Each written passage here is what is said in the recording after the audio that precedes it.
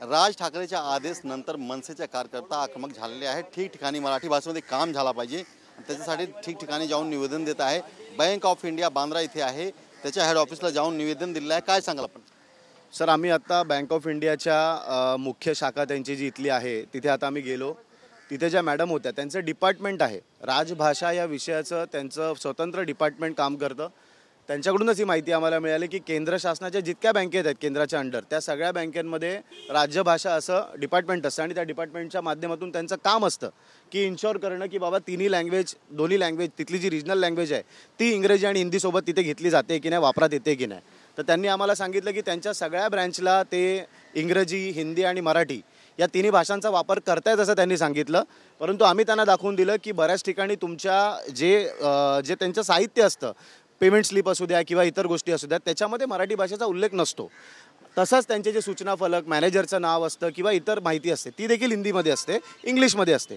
तर त्यांनी आता असं नमूद केलेलं आहे की ते इन्स्पेक्शन करणार आहेत सर्व ब्रँचेसचं, ज्या ब्रँचेसची आम्ही माहिती त्यांना दिली आहे तिथलं ते इन्स्पेक्शन करतील आणि लवकरात लवकर हे बदल करून घेतील, कारण RBIचा कायदा सांगतो, आम्ही काय कायद्याच्या बाहेरचं सांगत नाही आहोत।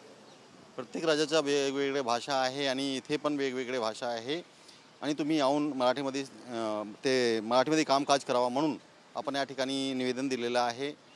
हा बँक सोडून आणखीन कोणी बँकाला जाणार आहे? जर हे लोक केले नाही तर मनसेचे काय इष्ट आलेच नाही? बघा, आम्ही त्यांना वेळ दिलेली आहे, त्यांना म्हटलेलं आहे की तुम्ही 10-15 दिवस घ्या, त्याच्यामध्ये बदल नसतील झाले तर तुम्ही बदल करून घ्या। आजचं हे जे पत्र होतं ते त्यांना माहिती करून देण्याकरता होतं की राजसाहेबांचा आदेश आलेला आहे आणि त्याची तुम्हाला आम्ही सूचना देत होतो। जर त्या वेळेमध्ये त्या गोष्टी घडत नाहीत तर त्याच्यानंतरची मनसेची कारवाई ही सर्वश्रुत आहेच। परंतु आता ह्या BKC भागामध्ये अनेक बँकांचे हेड ऑफिसेस आहेत, म्हणजे बँक ऑफ बडोदा झाली, IDBI बँक झाली, कोटक बँक झाली। तर यांच्या सर्वांच्या हेड ऑफिसला आम्ही आज हे राजसाहेबांचं जे निवेदन आहे ते निवेदन देणार आहोत। त्यांना विनंती करणार आहोत की वेळ घ्या, परंतु हा विषय ताबडतोब मार्गी लावा, कारण हा महाराष्ट्राच्या अस्मितेचा आणि मराठी माणसाचा विषय। राज ठाकरेच्या आदेश नंतर मनसे कार्यकर्ता जे आहेत आक्रमक झालेले आहेत, ठिकठिकाणी जाऊन बँकामध्ये निवेदन देत आहेत। सध्या तुम्ही बघू शकता की जे बँक ऑफ इंडिया आहे इथे बांद्रा इथे येऊन निवेदन दिलेले आहे। कारण संतोष अनपान TV9 मुंबई।